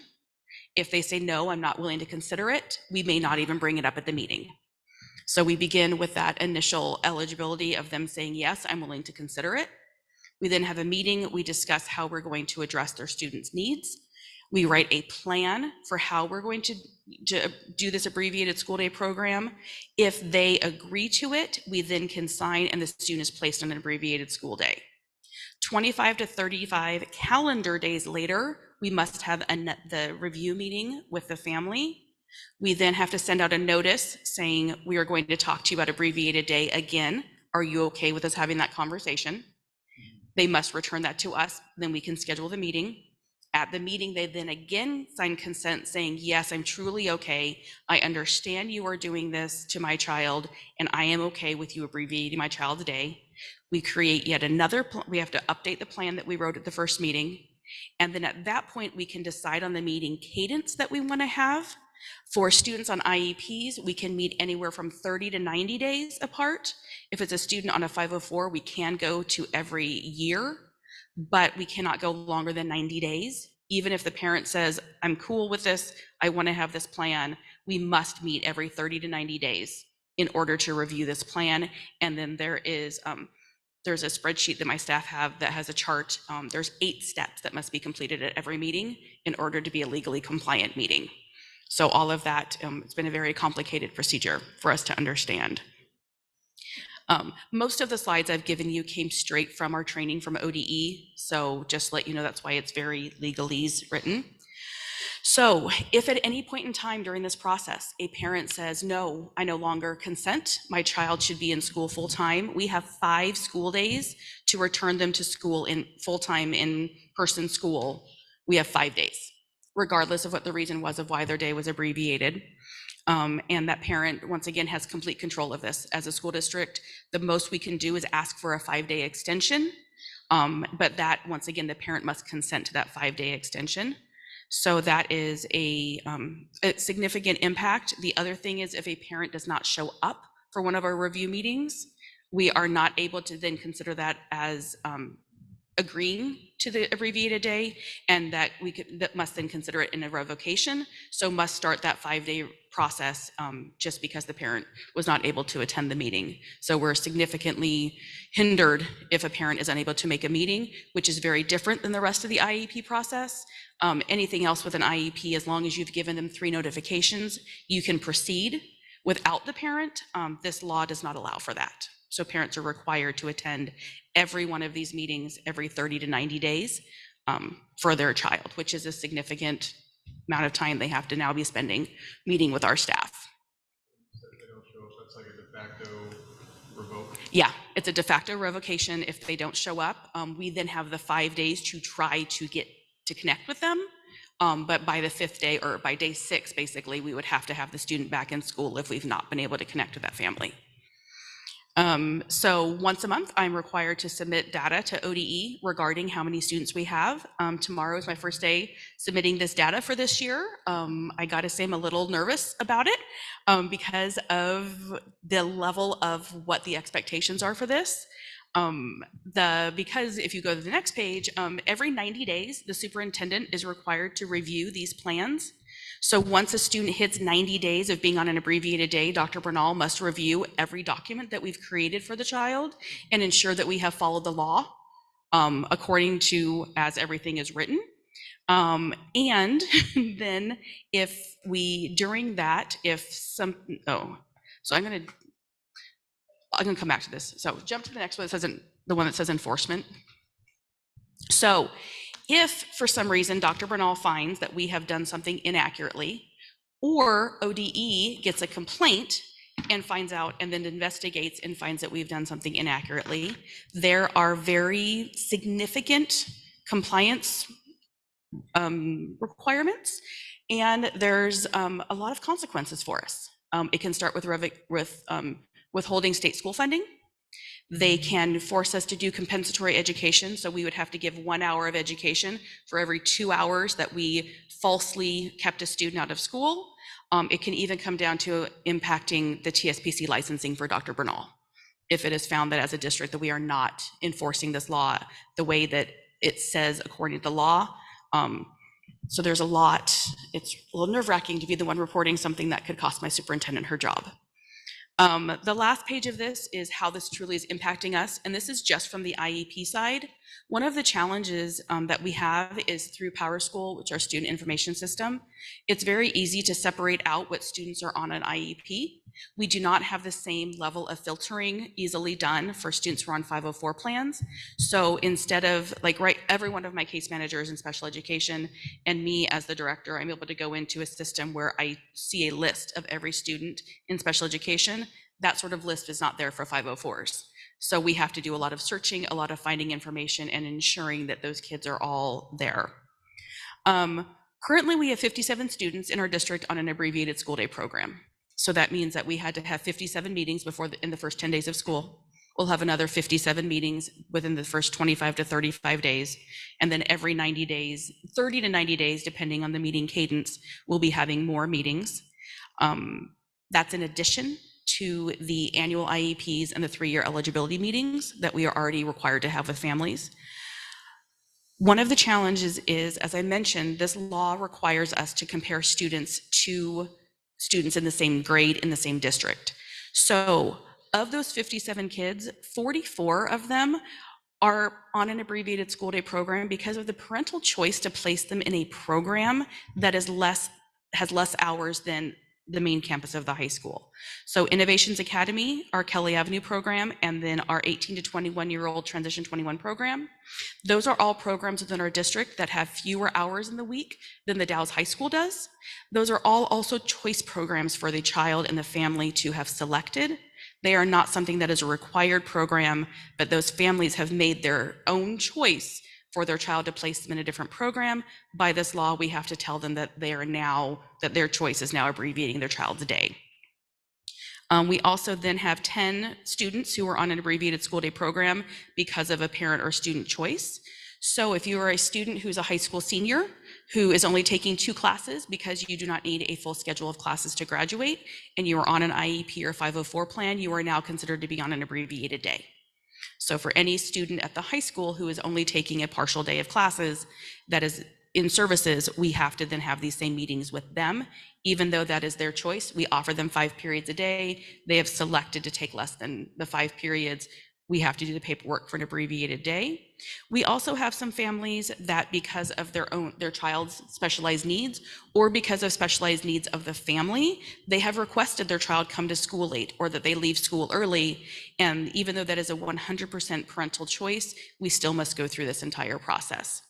So based upon my calculations, we only have 3 students in the district who are truly on an abbreviated day because the district has said, right now we believe that as an IEP, and it's not even the district, it's the student's IEP team has made the decision that we believe that right now for this student, it is in their best interest to not be at school for a full day. Sometimes it is a student who really behaviorally is struggling, and we want to be able to start expanding their day as they can grow their skills. Sometimes it's because of the level of students' disability, they are just exhausted by 1 o'clock in the afternoon and they need to go home and take a nap instead. But so of those 57 students that we are currently doing this entire process on, only 3 of them are ones that we could say it is because we have chosen as a district. That is where there's also some gray area, because some districts, if it's truly parental choice, they are not going through this whole process. But that's where what ODE says, what the attorneys say, what Department of Justice says are all not quite in alignment. And given the fact that ODE is the one who will be doing investigations when there is a complaint, and that's anyone can complain as well. And if there's a complaint, there is a formal process ODE must go through that is very specialized for us to be going through. So I'm trying to do everything by exactly the letter of how ODE says, and it is a very intricate process that we're working on. I have a question. Was this a legislative push, or was this totally created out of the Department of Education? The Department of Education actually challenged this. This was purely the legislature. This is a pure legislative body decision. And it was, I believe, unanimous because the testimony all was very much those students who were being forced onto an abbreviated day, rather than it really being a team decision in some districts. And so the level of parent choice was not really, the way it was, when it was rewritten, it seems to have encompassed a lot more of things that I think there are a lot of unintended consequences that most of the legislators did not necessarily understand when they heard from parents whose kids were being discriminated against. Of course, like I said, we completely agree with the idea that a student is entitled to a full day of school. And that is not necessarily what is happening with this bill now, the way it is intended to be, in my opinion. So in the future, you can actually challenge the bill. So right now we are, I know that COSA, we had a meeting yesterday, and COSA, which is the governing body over administration, is really in advocating for what those unintended consequences are. I know that some of the attorneys throughout the state are starting to look at this law and see how maybe it's actually being more discriminatory than it is protecting from discrimination, to see if there's anything that they can challenge with. A lot of it's going to need to come from families, because as a school district, if we say, oh, it's really hard, or we think there's a problem, it's going to look like we just don't want to do the work. And so it is something that's going to need to come from families. And we're hearing from a lot of families of, why are you making me do all this extra? What is really, what is the requirements? What are you looking at? Why are you telling me that my choice for my child is wrong? And that's what we're hearing from across the state. So it's going to be very interesting to see how this law changes. But from, like I said, we had 2 weeks from writing to implementation. And even as of August, when we were doing trainings, there were questions that came up, or 2 weeks ago when we were doing trainings, questions that were coming up that ODE cannot yet answer. So we're waiting to find out what the true impact of this is going to be, and how long-term, and what it's really going to look like. I just know for our district, like I said, 57 kids we're having meetings on, when 3, in our opinion, are truly only the abbreviated ones that we have made a decision on.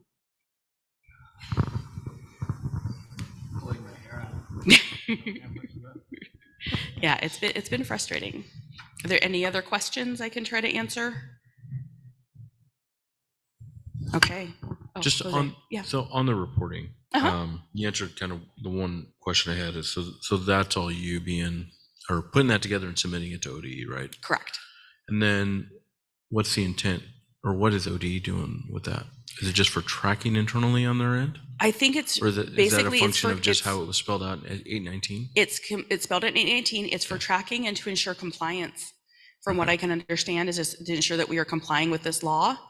And then, like, I will have to, and once again, this is all brand new. So trying to figure out exactly, even like there was a webinar that I had a staff member and one of my assistants go to it. And so they understood what we're supposed to do for this reporting. But literally tomorrow, I have to figure out even how to submit this reporting. And then once Dr. Bernal does her first 90-day review, we have to look at, what does that even look like? What does that documentation look like? It's all being created right now because we haven't gotten to 90 days yet. So as far as I know, those documents aren't even there yet. Exactly what will be happening with this, with the data, I am not sure. I leave Tuesday to go to the COSA Special Education Conference. So I'm guessing there will be a lot of sessions on this that will be having more conversations and hopefully getting a few more answers, because I think for most of us, there's more questions than answers right now with this. Well, I know it's tough with all the nuances and figuring out, but sincere thanks. Like, I know, like, just from this snippet that you've given us, we can tell it's a lot. It's a classic example of just the unfunded mandates that they continue to impose on us as school districts. So I know, at least for me, I will probably be trying to talk to legislators to share kind of what we're hearing and seeing. So thank you for that update. We'd appreciate that. Yeah.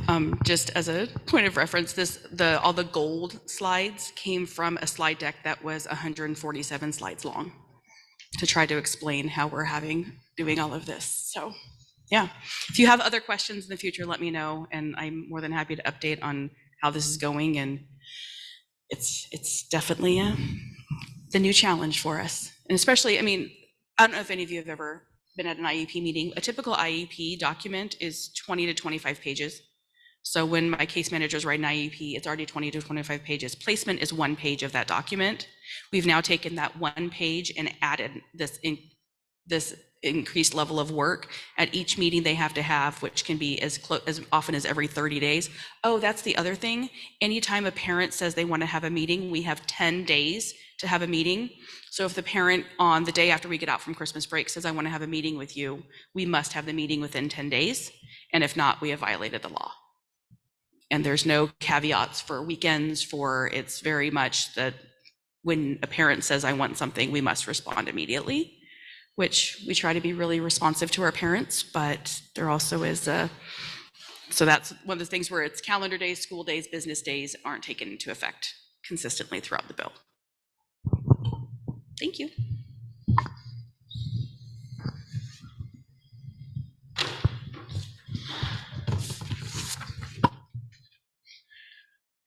All right, thank you. Next, we have the Chief Financial Officer's report. Ms. Flath?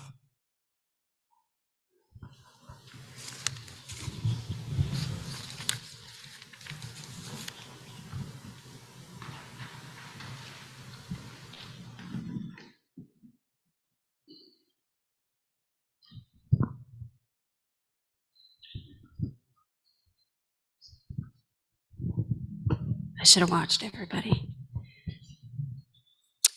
I feel like I'm not the bearer of fun news anymore, but I'll just keep giving you where we're at, and it is what it is.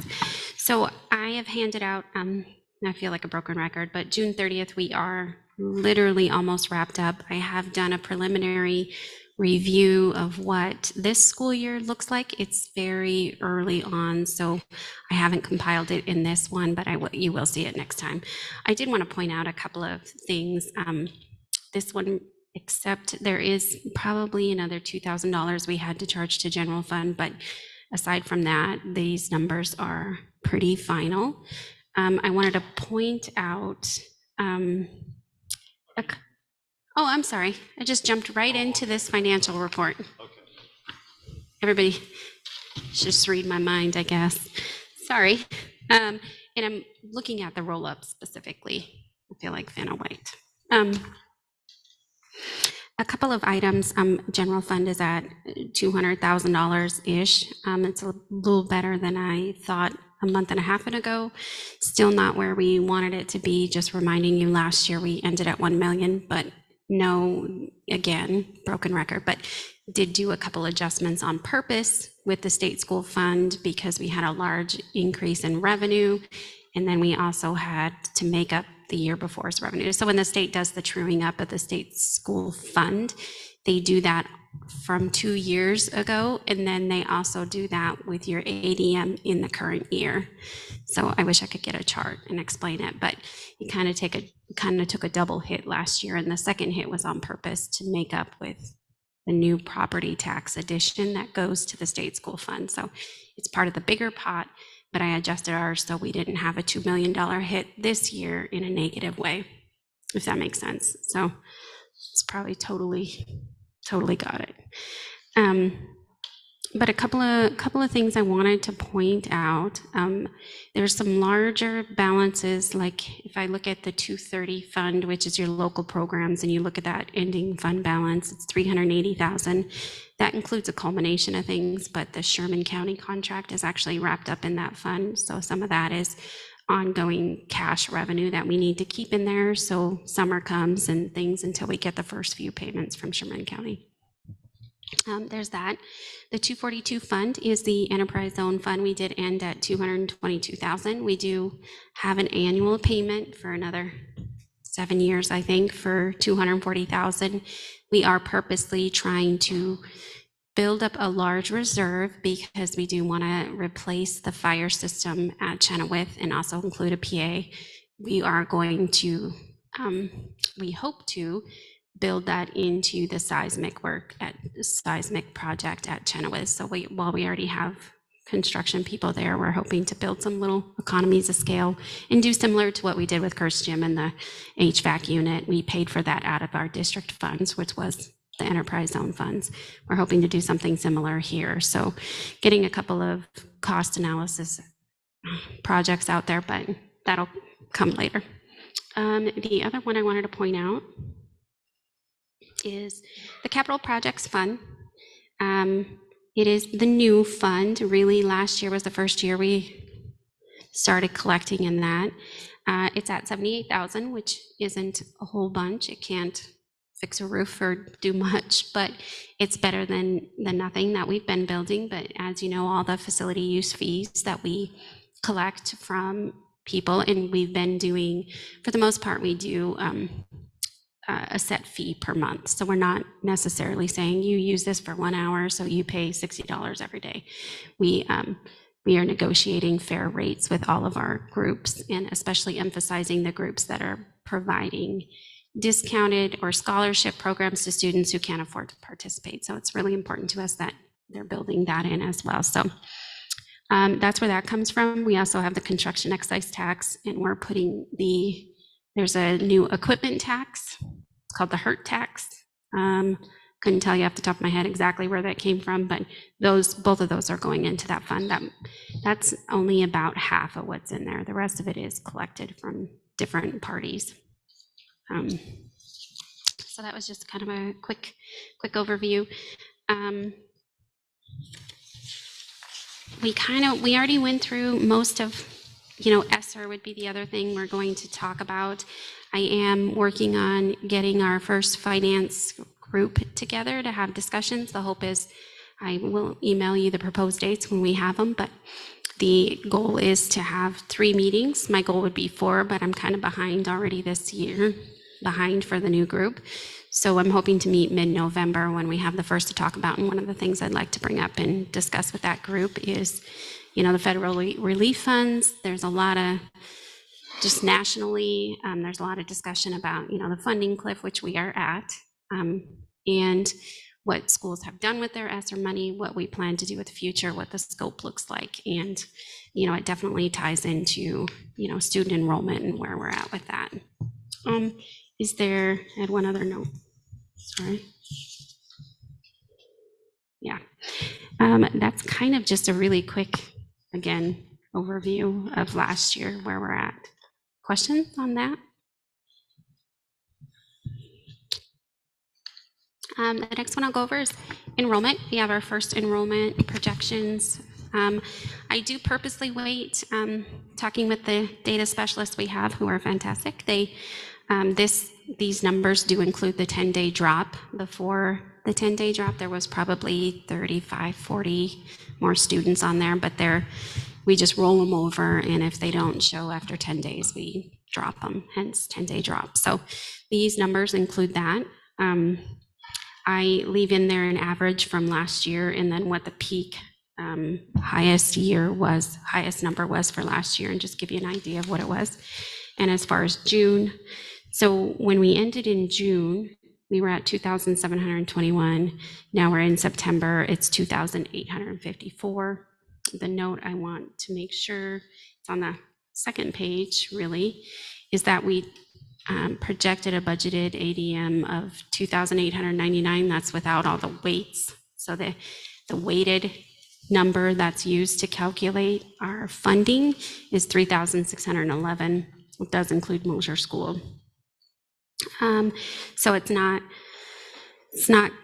totally far off from 2,899. What I'm experiencing as we look through it, we may see a little climb in October, November, but it does seem to decrease after October, November, and recovers a little bit after the Christmas holiday season, but still ends at seems to end a little lower than what we start at every year. So that's been my experience the last few years I've been here. So I'm not sure if we're going to get above 2,854, but it would be great if we got to 2,899 by the time our state school fund was calculated. So that'd be good. If you look at the next page, we break out by school, by grade. When you look at the June totals, the interesting thing is if you look at first grade, that would compare to the June total for kindergarten in theory. So we had 202 in June of last year for kindergarten, and in first grade we have 209. So if you look at it as, that's the handy part of looking June to the beginning of this year, is did all of our students come back for the next year? And that's just a flat number. I know there's a lot of ins and outs that you're going to see, but just kind of interesting information to look at and see by grade what it kind of looks like. And the about 200 to 215 range seems to be each of our grades, so we're pretty stable in that area, except fifth grade apparently is 186. So that's kind of quick.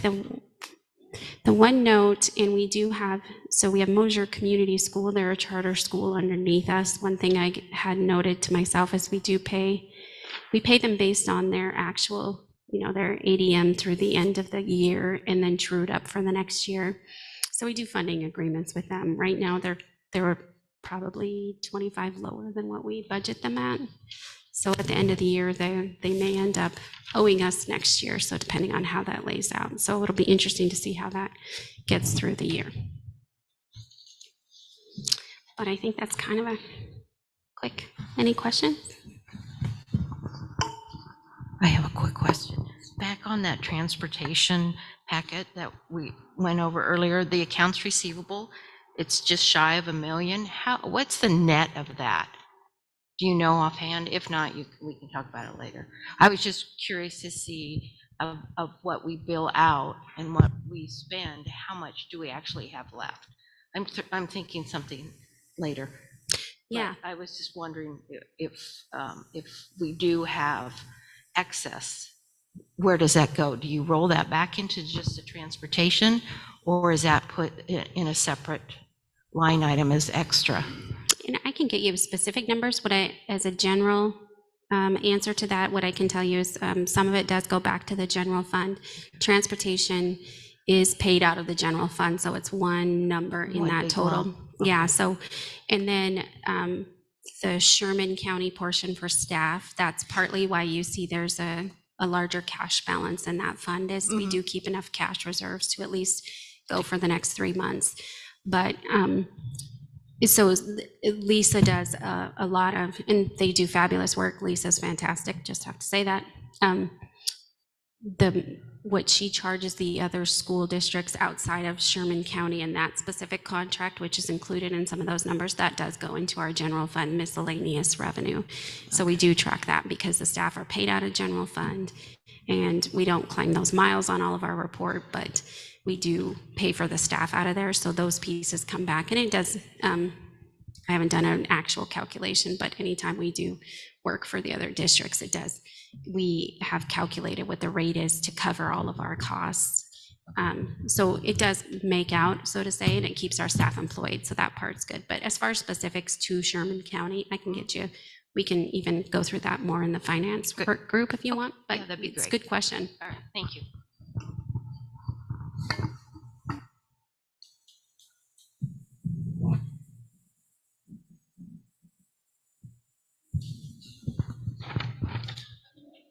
Thank you, Ms. Flatt. Next, we have the Board Attorney's report. Mr. Corey. Thank you. Next, we have approval of engineering and architectural services firm. Ms. Flatt.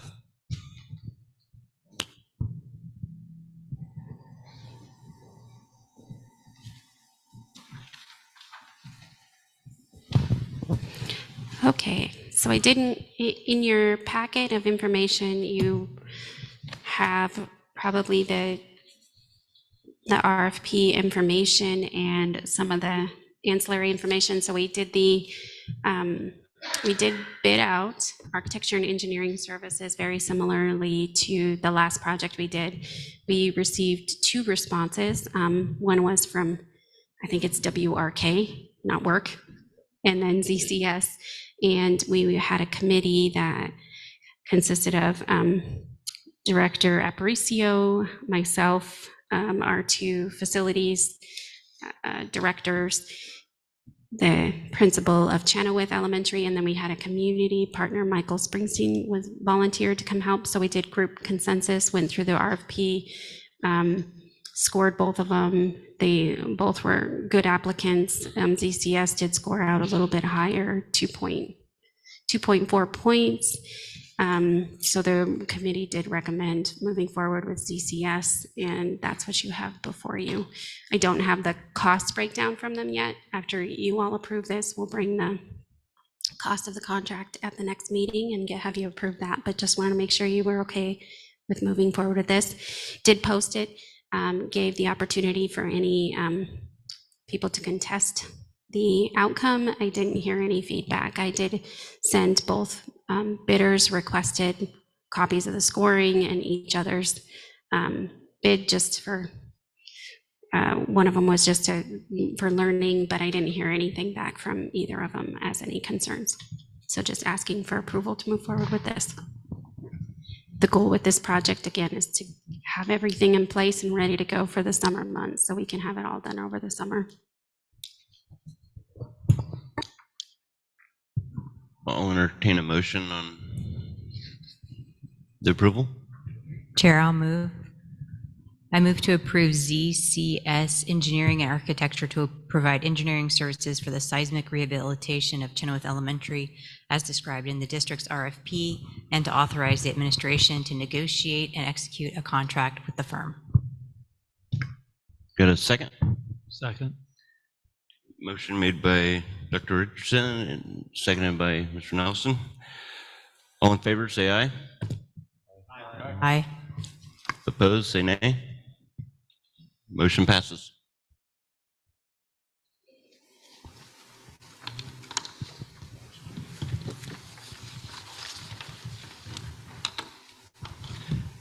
Okay, next we have nominations are now open for the OSBA 2023 election. Candidates for OSBA Board of Directors and Legislative Policy Committee must be nominated by official action of a member board within the region. First up, we have the opening for Board of Directors position for our region. Where do you put that? You want to do that one? Okay. Chair, I'll make a motion. First, I want to express appreciation for the incumbents who I believe had other considerations, and I move to nominate Director Wynn Elledge, who's interested in this position, nominate her for the OSBA board. Got a second? Okay. Motion made by Director Richardson, seconded by Director Vaught. All in favor? Aye. All opposed? Nay. Motion passes. Okay, after that, we have the Legislative Policy Committee position. And I'll move to nominate Director Richardson for the Gorge Region position for LPC. Second. All in favor? Aye. Aye. Opposed? Say nay. I'll recuse, Chair. Right. Motion passes.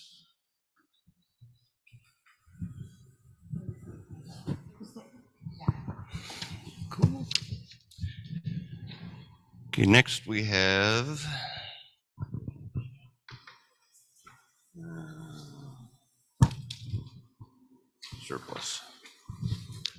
surplus of equipment for TDHS. Dr. Yeah, Brunel? and yep, I will invite Principal Evans up to talk about some things that we're looking to surplus at the high school. Check. So that list that you hopefully have in your packet is a list of the wood equipment that's been in the wood shop, some of it for many, many years, some of it the short term. I've talked to this board before about the transition of our wood program that's being converted slowly more into a comprehensive construction program, where students are kind of moving away from the traditional like cabinet making into plumbing and electrical drywall that you see more today. So this equipment it's a comprehensive list. The priority here will be to move some of this equipment into maybe some other schools. This would be the first step. The second step would be like the welders, for example, would go to our facilities department. And then anything that's left, we would reach out to some of our neighboring school districts and see if they want any of the equipment. And if there's still anything left, I guess I don't know, put it on eBay or something. So, but I just would asking for approval to just surplus all the equipment, and then we'll follow that kind of procedure to move to repurpose it all. So.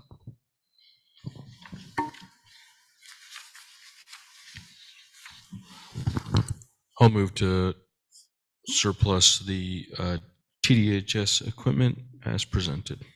Second. A motion by Director Aparicio, seconded by Director Nelson, or no, Richardson. All in favor, say aye. Opposed, say nay. Motion passes.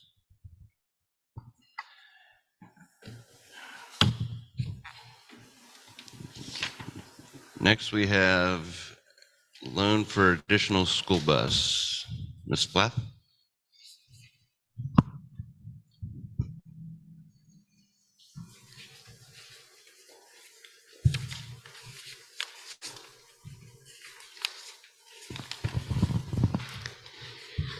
what you have before you, and the transportation director did a really great job of explaining the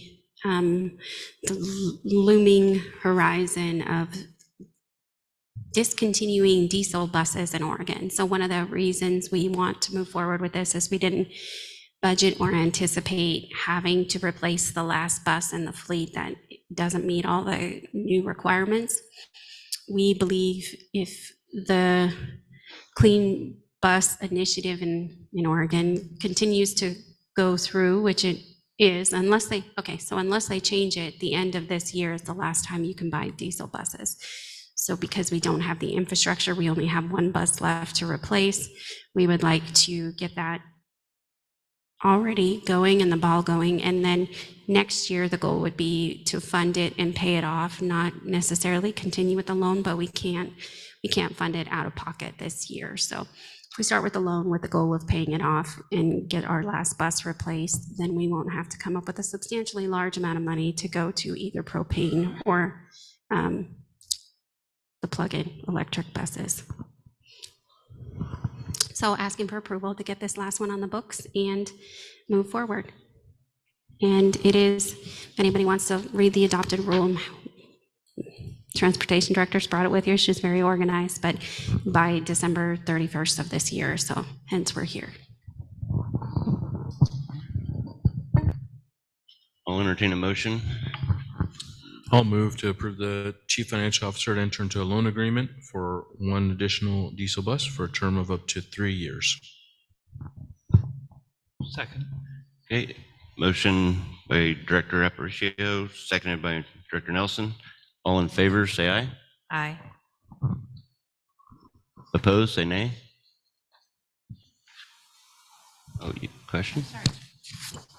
I don't mean to say nay, just to say nay. I needed some clarification.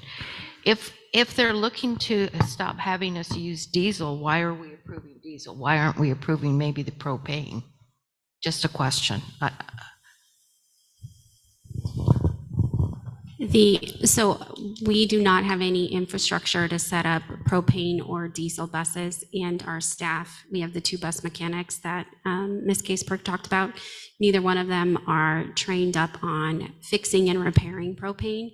And these buses are going to be, and she could answer way better than I can, but we should be good for another term of how many years? 15 years. So we think we will be okay for a substantially longer amount of time. But if we have to convert, we're going to have diesel and 1 propane bus. So we won't have any of the infrastructure to repair, work on, do any of that on propane. So I changed my no to a yay. I misunderstood. Sorry. Yeah. So motion passes.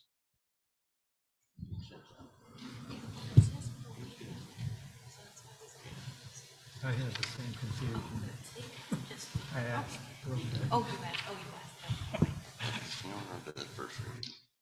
Okay, next we have first reading on board policy GCBDF/GDBDF, paid family leave insurance.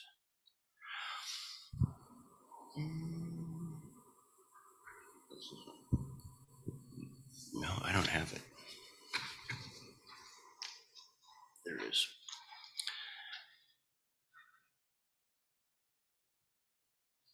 So the district provides an equivalent plan for paid family and medical leave and does not participate in paid leave Oregon. This plan has been approved by the employment department. The district will file the Oregon quarterly tax report as required. The district will make available a notice poster that outlines the requirements and procedures for the equivalent plan. The poster will be displayed at each of the district's buildings or work sites in an area that is accessible and regularly frequented by employees. This poster will provide to remote employees upon hire and assignment to remote work. Any comments or questions? I did have one question. So, I mean, the option really based on the paid family leave updates to the laws.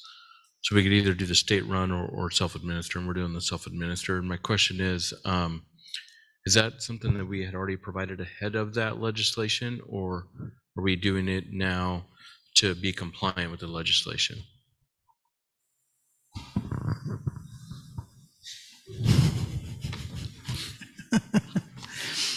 I'm going to ask Kara to come up because she's our benefits person. I think I know the answer, but I don't want to be wrong.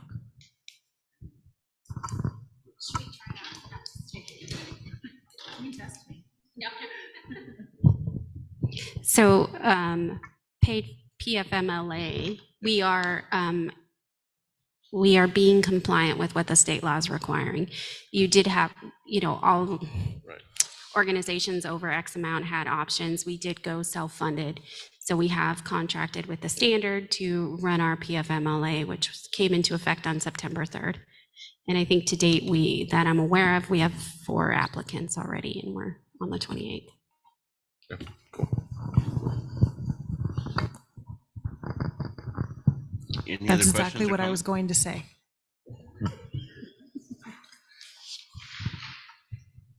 Any other questions or comments? Okay, we'll move on to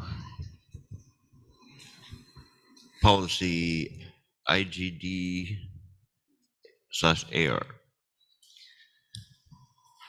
It's just information only. Yeah, I can just address these updates. As we've been reviewing our student athletic handbook, it came to us that it was only covering actually the academic school year. However, during the summer, we have several things that happen for student athletes, such as conditioning. They go to sports camps. They're participating in a lot of different things that are under our purview as a school district. Therefore, we wanted to make sure that the guidelines of the handbook covered our student athletes year-round, and that they understood that they're held to all of the standards and whatnot year-round. So that's one of the changes in this AR. And the second was to the high school, especially at the high school level, to make sure our students are making adequate progress towards graduation requirements. And so they have to be earning a minimum number of quantity of credits in order to be considered eligible to play sports. And those are listed in number 2. So those are just the main 2 changes that we're making to the AR at this time. And then we will update our athletic handbook with this language as well. Just one question. So just to be clear, even though number 2 specifies and it discusses high school students specifically, this AR gives direction for all student athletes that sign a handbook. That's correct. Any comments or questions?